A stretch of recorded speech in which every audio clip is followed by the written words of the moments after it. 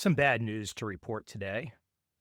Legendary trend following pioneer Bill Dunn passed away this week, about a month short of his 91st birthday. And my way of giving back is to share my experiences with Bill Dunn, which I've shared on this podcast before, but perhaps today I will think of details that I forgot prior. For me, understanding trend following, the years 1994, 95, and 96 were essential. I first met pioneers in the trading industry, three in particular, Peter Borish, Jerry Parker, John W. Henry. I met them in this 94, 95 time period. And I was starting to wrap my arms around trend following, and I had a good feel for things. Obviously, if I had met Jerry Parker by then, I knew about the turtle story.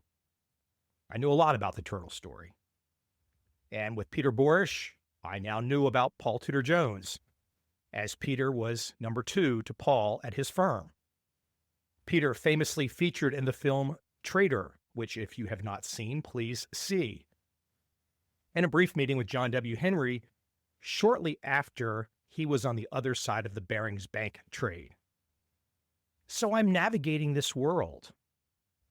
And my father hears me talking about many of these things at some particular time. And I'm living at that time in the Northern Virginia area, about 15 miles outside DC. My father says, well, you should talk to Marty Bergen. Remember, he was your baseball coach when you were 15 or 16. And I said, I don't understand. And he said, well, Marty is involved with a CPA firm, and they do work with this trader. Now, I had no idea who this trader was, but I was told it was Bill Dunn of Dunn Capital. And my father relayed to me that Marty said he was the best trader in the world. Now, at this time, I'm in my mid-20s, and like I said, I'm starting to wrap my arms around this trading stuff some, specifically trend following. And then my father, who doesn't really know about this world, tells me this. And I'm thinking, this sounds really crazy, but look, I'm not silly. I called Marty and I said, hey, can I come chat with you? And his office for the CPA firm he was with was literally a couple blocks from where I was living. So I went and I talked to Marty Bergen, who had coached me in baseball 8 or 9 years earlier, completely random turn of events that my father reintroduced us. And all I really remembered at that time was Marty was a huge fan of my style of playing. So we always had a connection. He was a gamer, and he was the kind of guy you wanted on your side, just like a winner type. And I had that attitude too. So even though we had not seen each other for a long time, we always had that kind of connection. So I go and I sit down with Marty, and Marty says, hey, you want to go meet Bill? And okay, now by this time, before the Marty meeting, I've seen the Stark report. So I now know something about assets under management and Bill Dunn's performance. And I pretty much know when I'm going to see Marty that, yeah, this guy Bill Dunn is a big deal. Marty makes an introduction. I call down to Stuart, Florida. And at some point in time, Bill called me back. And he said something very odd to me at that time, a little frightening in a way, but also just ballsy. And he was like, so you just want to come down here and press me? Press, press. No one had ever said that to me before. But I instantly knew where he was going, which was essentially, I'm not for sure about this, he was probably a billionaire at that time. And he knew I was a young guy. And so by saying, do you want to come down and press me? It's like saying, hey, you want to come down and make an impression? You want to come see what I think of you? So sure as shit, I got on a plane and I went down and I saw Bill Dunn. And I remember it being a strange kind of setup. It was a multi-story building, maybe 2 or 3 stories tall, nothing fancy, in this kind of retirement beach community, Stuart, Florida. Now, this was not Wall Street. I had literally been to World Trade Center 7, Solomon Brothers offices within the last year. And now I'm here. I could not have been any farther away from New York City. But I knew this guy, Bill Dunn, had crazy good returns. I knew he was managing over $1 billion. So it didn't matter to me what the offices looked like. I mean, they were nice enough, but it wasn't the pretense that you would expect for somebody this successful. I go into the office, I sit down, there's a waiting room, but there's no one in there. I look down, there's a couple magazines like Futures Magazine, and they're like years old. Finally, somebody sauntered out and got me. It was very casual, the whole environment at Dunn Capital at that moment in time. And I think this was early 1996. And I got introduced to Bill. Bill was wearing a colorful Hawaiian shirt. We shook hands, and it was steel grip. I mean, that's the thing I remember more about the meeting than anything, his handshake. He then introduced me to his number two. His number two introduced me to his number three. And it went all the way down the line to where at the very end, I was chatting with a recently hired intern. I met everyone in the office. There was like 10 people at that time. Don't kill me if I got the numbers wrong, but I recall about 10. Who cares? They were making crazy returns with $1 billion under management. This is a light bulb moment when you're a young guy. You're like, wow, none of the bullshit matters. What matters is, can you do it? Bill Dunn, trend following trader, systematic. The cute thing is the very last guy I talked to, the intern, the first thing he said to me, do you play Doom? I did not know what Doom was at that time, the famous video game. And it was just such a casual, interesting wake-up call to how life really works. Like that young intern, he knew where he was working. He knew what his objectives were, but he still talked to me casually about something that was completely not business. And this is one of the big lessons. As we were sitting there, an alarm went off, and it almost looked like, from memory, like a red alarm that you might see like a fire alarm, something up on the wall near the ceiling. And in the corner of the room, there was a screen and a terminal. And that was the only screen on anyone's desk in the office. And somebody sauntered over to place a trade. Everything was automated. And we're talking a long time ago, decades ago. Talk about a life lesson. In that moment, you just learn how everything works. Now, I did not appreciate that when I went down for that meeting, thinking it was an informational interview. It was actually an interview. They were thinking about hiring me. Now, it never came to that. And obviously, as most people that know about me know that I went a certain direction. But I did have further contact with Bill in the years to come. I remember being back at his office. I'm not sure the exact context, but there was a couple guys that were going to raise money for Bill. I think that's what the pitch was. So we're in Bill's office, his conference room. There's other Dunn Capital people in the room. And these other guys that I think I came with, I wasn't involved in their business, but I just don't recall the details. And they were putting their pitch out there for Bill. And their pitch involved the words CTA, commodity trading advisor, and managed futures. And they kept saying this stuff. And for some reason, I noticed that Bill was kind of irritated. Now, it wasn't really my place to say anything, and I think this was after my trend following book came out. So maybe I had a little room to maneuver. But they kept talking about CTAs and managed futures. And I finally just said something to Bill. I said, well, Bill, and I'm paraphrasing here, I don't recall the exact words. Bill, you're a trend following trader. What's all this CTA managed futures stuff? He kind of pounded the table. Again, I'm paraphrasing, but he's like, damn it, I am a trend following trader. And he kind of put to shame all these other terms. And it was just cool to see the billionaire trend following trader up close and personal saying, I don't want all these other labels. Not my cup of tea.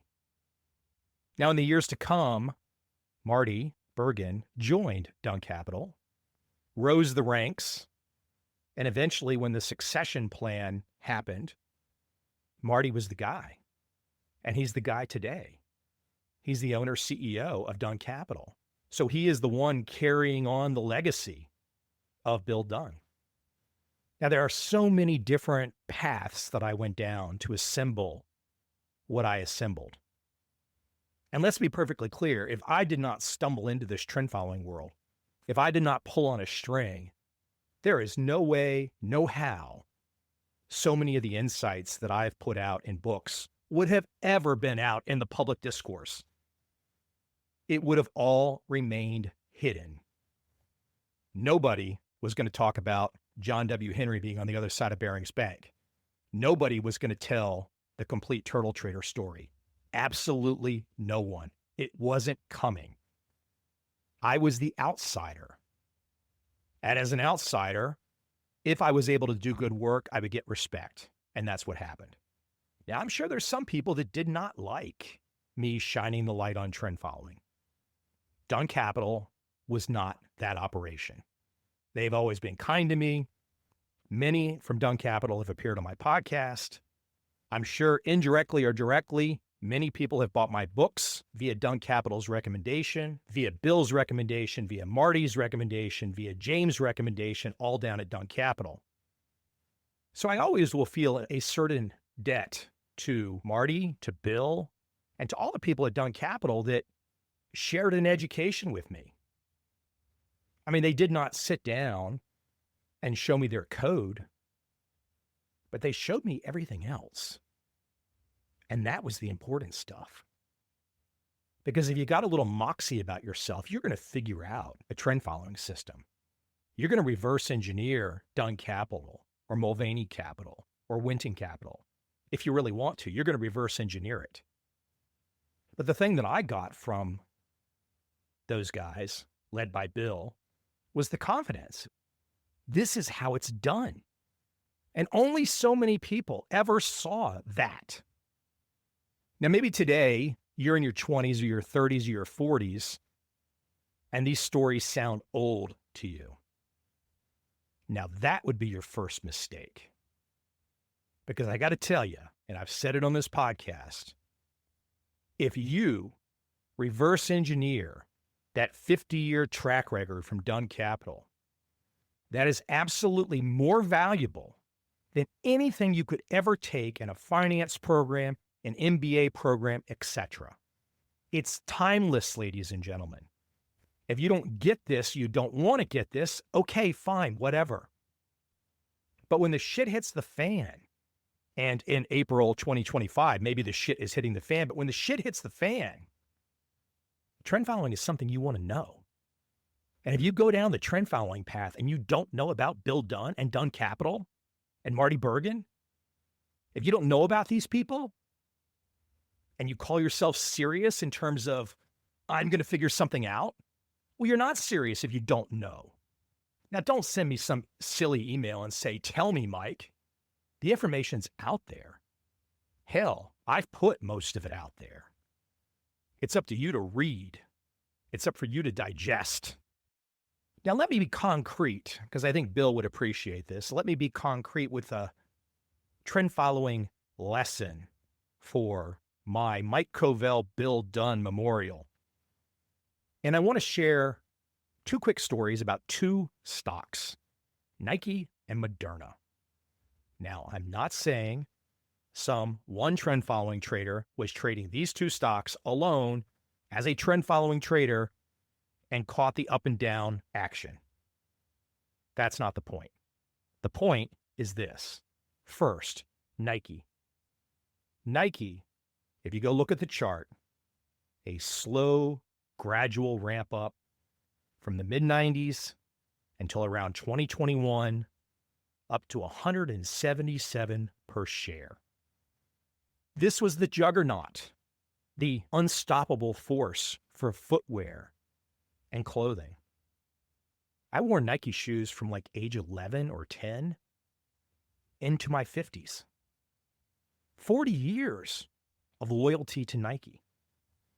But somewhere along the line, in the last 3 or 4 years, their shoes became shit. And somebody introduced me to this Swiss brand, ON or On, I'm not sure how it's pronounced.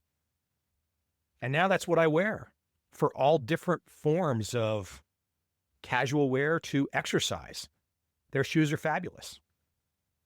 Roll forward to 2025, Nike is now at 55.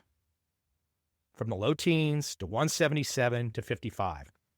177 per share in 2021 and 55 in 2025, right in the middle of boomer retirement. This stock was probably in every damn boomer portfolio. Now I'm laying out, I guess, a fundamental analysis. How useless is that? But you know what's not useless? Back to Bill Dunn. Go look at the chart. Bill Dunn, Dunn Capital, could have traded that Nike chart, all trend following traders, frankly, could have traded that Nike chart as easily as the last couple of years as 50 years ago. The chart is the same. Way up, big boom, crash down. As a trend following trader, you always have rules to handle a chart like that, price action like that. So I can sit here and I can map out to you this scenario about me personally using Nike, about me switching to another brand. And that's the typical bullshit that you hear from CNBC and Bloomberg and the talking heads and the fundamental people. But none of that is relevant. Because if you want to be a trend following trader, if you want to learn from a guy like Bill Dunn, go look at the Nike price action, erase the name Nike, and tell me how to trade it. You did not have to know the name of the company to trade that stock at all. Not relevant. That is just a damn cool insight. It will always be a cool insight. And for someone like me, I go back to meeting Bill Dunn decades ago. That was where it started. So again, if you're in your 20s or your 30s or your 40s today, and you're thinking this story sounds old, it doesn't sound relevant to me, well, you'd be a dumbass if you think that. You'd be a really cocky, arrogant fool if you think that. Let me give one more example in the trend following headspace, in the Bill Dunn Memorial headspace. Moderna, COVID vax pioneer. They were in the low teens back in 2020 or something? Then the COVID vax comes out, 21, 22. They ramp up to over $400 a share. A complete trend following move. You did not have to know why that price was going up. All you had to do was go with it. You didn't have to know anything about COVID. You didn't have to know anything about vaccines. But that chart was going straight up. Then something funny happened. That chart that got over $400 a share, Moderna, the vax pioneer, dropped down into the 20s. 27 the other day. From over 400 to 27. Now, I made a note on X about that. I said, quote, a chart that demonstrates the scam of the COVID era and the benefits of trend following, end quote. Somebody called me an anti-vaxxer. But seriously, if this Moderna vax was so good, it would not have gone over 400 a share down into the 20s. That's called implosion, folks.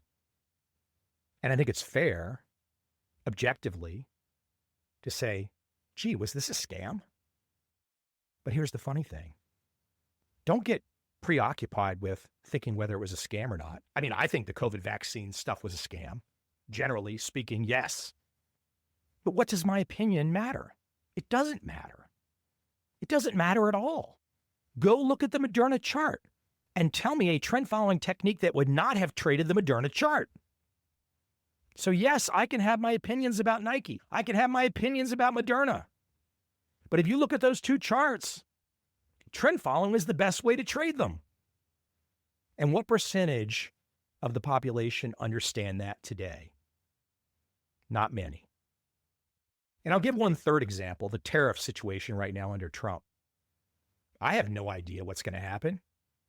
I know all the people that are pissed off about tariffs are all the same people that got everything else wrong politically and culturally for the last 5 years. So if all the people that got everything else wrong politically and culturally for the last 5 years are pissed about tariffs, maybe I'm not pissed about tariffs. But again, what does it matter? What does it matter about my damn opinion or your opinion? The only way you're going to trade your way out of where we are now is with a trend following system, because a trend following system is not going to predict what's going to happen. It doesn't know what's going to happen. There's too much uncertainty. All you can do is follow the price, which is something that Bill Dunn taught me. So everyone, please give a round of applause to Bill Dunn, trend following pioneer, a legend. I wish everyone had a chance to meet him. A very inspirational guy.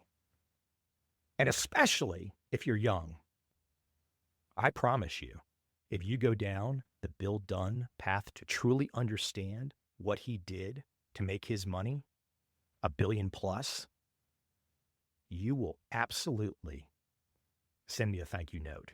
That much I guarantee. See you again next week.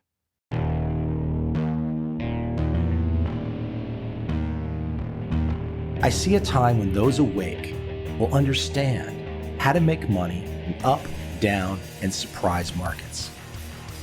Whether new trader or experienced, college student or financial advisor, protecting against a crash or just trying to make a lot of money, trend following offers everyone an answer in uncertain times. To get started immediately, send me an email, michael@covel.com. I will send you the right trend following steps to take along with my free video. But if you want to buy and hold, trust the government and trust Wall Street, this is absolutely not for you.